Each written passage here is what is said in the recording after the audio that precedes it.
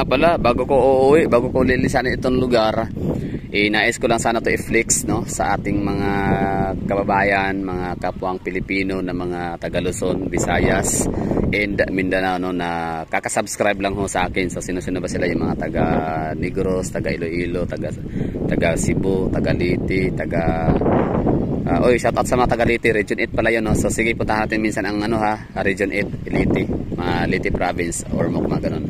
So nasa listahan ko na rin yan. Okay, so sa mga taga Manila, mga taga Luzon, and some part of Mindanao na kaka-subscribe lang sa akin, kaka-discover lang na ating channel na meron pala ito nag-i-exist sa YouTube, no, na isang gala na wala lang, naglalakad lang, sumasakyan ng jeep. Basta ano lang, impromptu, kung anong makita, what you see is what you get, no. Wala siyang edited, walang effects. Wala, ano lang, ito lang, para siyang may nagsabi nga doon, no, from Iloilo, no, na viewer natin, sabi niya ang kakaiba daw ako mag-vlog sa ibang mga vlogger kasi dire-diretso, impromptu, no, kumbaga anything goes, parang gano'n, no.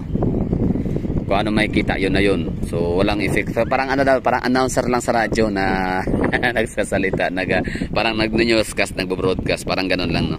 So okay, for today's video is yun nga, sa mga kakasubscribe lang this day, this week, this month, last 2 months ago.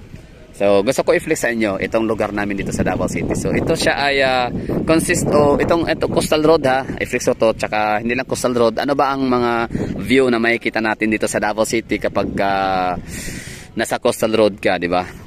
So coastal road, maganda yan, coastal area.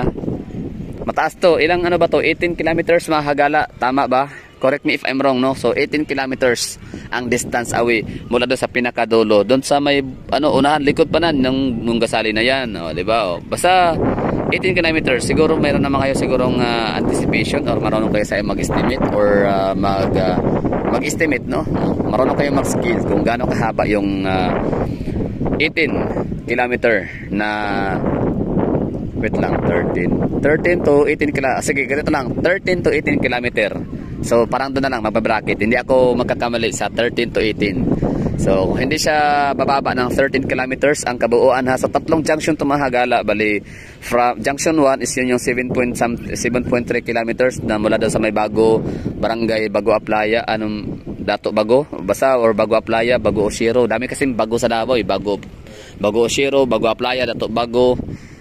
Basta nakakalito yun, basta Bago, may Bago papuntang Toril. So yun yung junction 1 hanggang sa may Tulip Drive, sa may SM Ecoland, no, sa may Times Beach. So 7.3 kilometers so far, yun yung pinakamataas.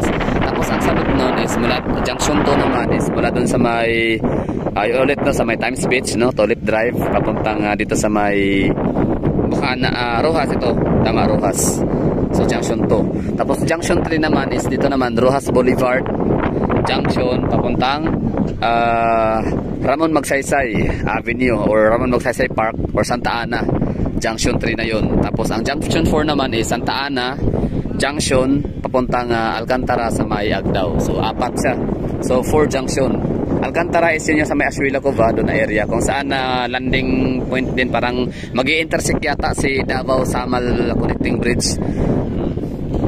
Okay, so from here makikita natin ito nga coastal. So wala pa talaga tong beauty so far. Pero sa mga gustong magkaroon ng idea kung ano nga ba talaga ang ganda nito sa mga taga Davao, mostly naman talaga ang excited talaga tayong mga taga Davao, no. Yun tayo yung may excitement nararamdaman natin. Kailan kaya ito matatapos, itong kalye ng Davao, itong ginagawang coastal road, no. So kasi ang ganda siguro tingnan nito.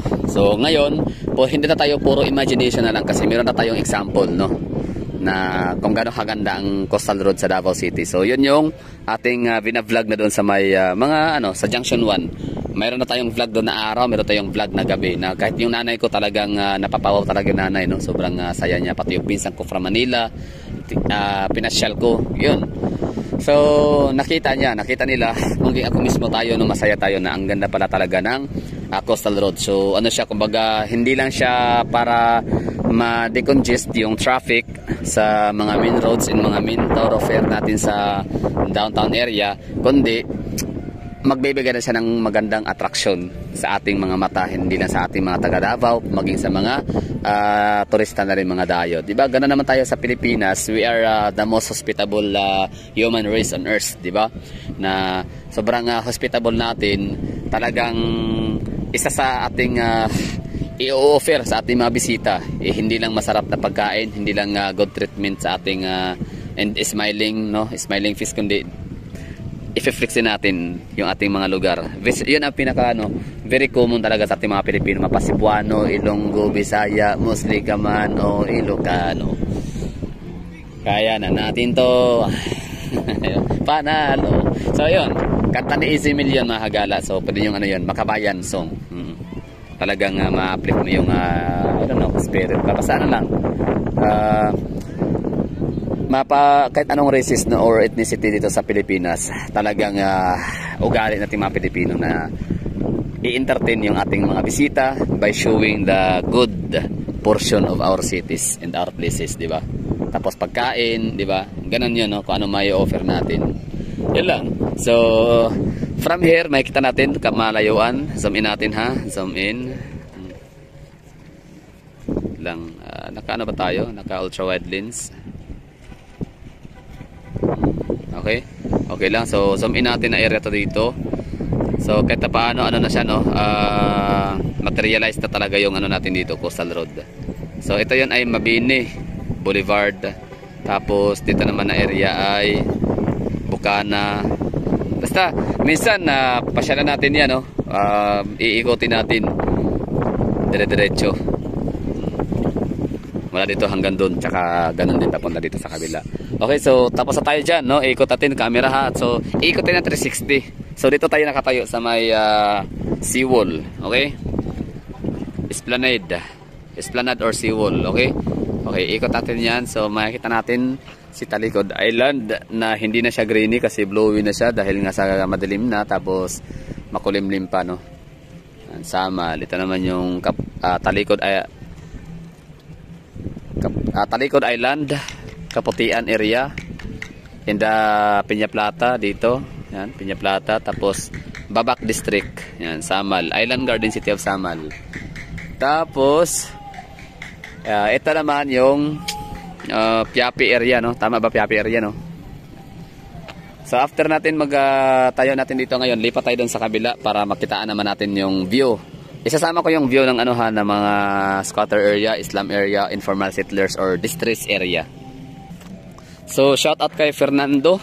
Tama ba? Fernando ba 'yon?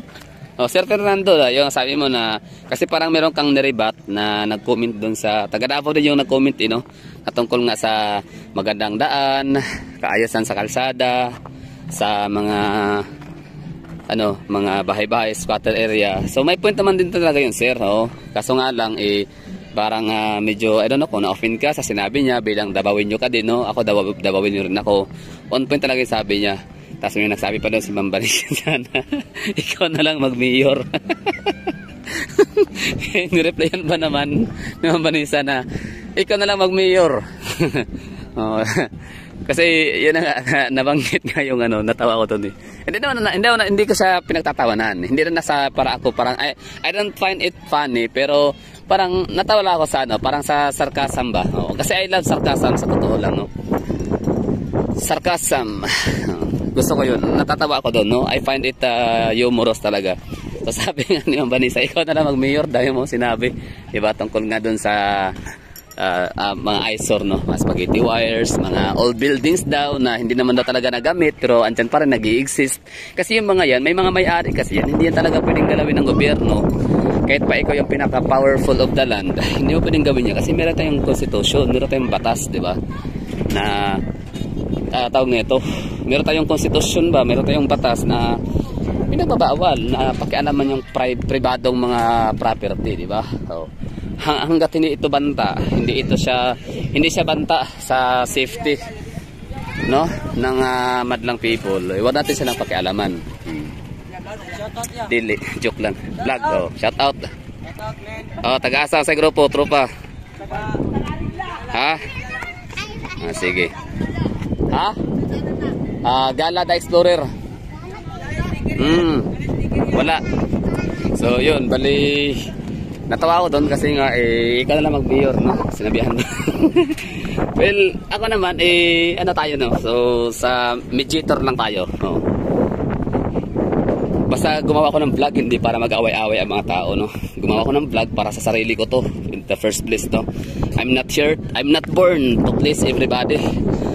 I'm not born to please people, no? Hindi ako pinanganak para pasayahin kayo. Ngayon, kung nasiyahan kayo, di congratulations. Kung hindi kayo nasayahan, sorry po, wala akong magagawa doon. Basta pagkakaalam ko, wala akong inapakang mga tao, di ba? Ganun yun. So that's my point, that's my stand, or that's my principle in life, no? Wala akong intention na kahit ano pa man, no? Basta I'm serving for myself first. Gano'n, no? Sa vlog, ha? Sa vlog. Oh.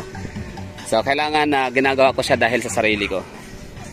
Okay, so ito na tayo sa nakatambak na ano, no? Naka-stack na box culvert. So medyo elevated tayo dito. Oh. So ito yung slum. Yan. Pakita ko yan, ha. Existing kasi mahagala. Mga taga-Davao magalit kayo sa akin. Hindi, ha. Wala ako hindi. Makita wala hirap naman takpan. Hirap naman kasi na ups. Oh, ano ko lang isinsured ko siya kasi mga slum area, 'di ba? Mga ganun. Wala problema. No problem talaga pag ano, may mga slum area, may mga squatters kasi ano yan mahagala, kumbaga tao pa rin yung mga nakatira dyan. Tsaka maganda talaga dyan, hindi siya kagaya doon sa sinabi nung babae sa Bacolod, ha? Oh, sa may 7-Eleven sa Bridco. Na tinanong ko siya, ma'am, bakit delikado dyan? Delikado talaga dyan, sir, kasi malapit sa squatter. Di ba? So I don't know kung naribat ko ba yung si ma'am na educate ko ba siya na ma'am, huwag naman ganun na porkit malapit sa squatter. Siguro sa lugar nila, pag squatter, delikado. Oo. So I don't know kung nasabihan ko siya na okay. Para basta mayroong sabi yung babae, sabi niya na grabe ka naman sir. Parang lahat naman yata ng lugar may ganun eh. Oh, 'di ba? So ganun ang thinking ni ma'am. So I understand, no? Kasi siguro siyempre nasa Bacolod siya, hindi naman siya vlogger kagaya ko na kung saan nagpupunta, 'di ba? Ng mga lugar. Kung hindi man siya nagpupunta sa ibang lugar, at least no sana nanonood siya ng mga vlog on YouTube. Kaso nga lang I still understand no na hindi wala na dahil nagtatrabaho siya tapos pamilyado, 'di ba? May mga pag-uwi galing sa trabaho, mag-asikaso sa kanyang mga anak, pamilya, asawa, magluto, maglaba kung ano pa mga household na mga gawain. Pero kaya wala na siyang panahon para manood ng mga travel vlogs, no? So wala na siyang panahon para manood ng mga travel vlogs para may siyang sige. Sige. Shout out. Sikat na may. So yun lang, no. Ibig ko sabihin, ganito pala feeling ng isang newscaster. Yung mga nagtatrabaho sa ABS-CBN, GMA, TV5, no. Habang nagre-report ka, habang gumagawa ka ng ng yung report, may mga may mga bloopers, no. So di talaga may iwasan. Kaya yan lang, be kind, no. Okay lang. Tapos yun, balik tayo sa issue sa topic about squatter, no. So sabi nga ng babae, sabi ko, ma'am, bakit nakakatakot diyan? Parang ang ibig ko sabihin, nakakatakot kasi wala bang pulis? Ano ba yan? Liblib ba na lugar? Tago? Kasi walang idea talaga sa lugar, no. Kumbaga first time ko maka-landing sa lugar. So ang sagot niya sa akin, talaga na surprise na shock ako sa sagot niya. Sabi niya, sir, kasi delikado diyan kasi malapit sa squatter. Squatteran, di ba? So parang sabi ko doon, grabe, para unfair naman. Sabi ko, ganun ba talaga yun? Grabe naman. Tapos sabi naman niya na parang question ko pa yung sabi niya na parang hindi siguro totoo yun. Sa grabe si sir naman, lahat naman yata ng lugar sa Pilipinas may ganyan eh. Parang may ganyan, may squatter na may mga sabi ko, wala. So ngayon ginamit ko na yung hindi ko na ginamit yung Davao. Kasi pwede naman, sabi ko, bakit sa amin sa Davao? Bakit sa amin sa Davao? So ibig sabihin, I love my own kasi Davawin niyo ko di ba? So pwede kong gamitan ng Davao kasi legit naman talaga na safe sa Davao kahit pa sa squatter area, safe ka.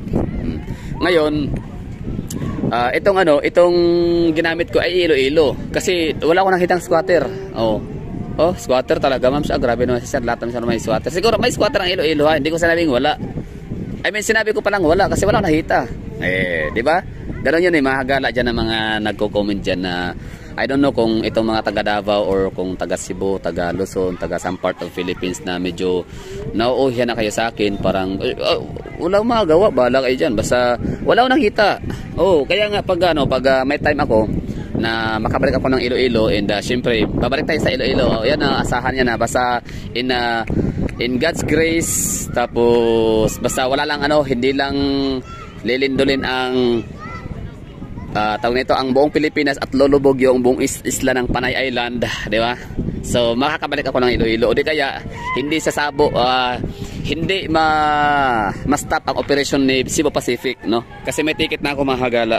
Siyempre ayoko lang sabihin kung kailan ang aking balik sa Iloilo, ang aking balik sa Cebu, balik sa mga lugar kung saan ako dapat bumalik. Kasi meron akong motto sa buhay, mga hagala, na kapag maganda ang lugar, deserve yan balikan, di ba? Yan.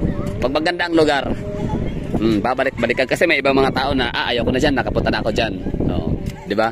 So doon naman sila sa lugar na hindi pa nila napuntahan. Ako iba yung motto ko. Kapag maganda siya, babalik-balikan ko yan kasi alam ko talaga sulit yung pamasahe, sulit yung pera pang hotel, sulit yung pera, yung araw, lahat ng effort, lahat ng magiging gastos ko dyan. Kasi na-prove ko na siyang maganda talaga siya, di ba? For example, Baguio, di ba? For example, Tagaytay, di ba? Hindi ko yan babalik-balikan, ang mahal kaya doon, di ba? Pero binabalikan ko siya kasi sure ako na maganda, di ba? Ang lugar, may vegan, may mga Ilocos region, may mga Ilocos province.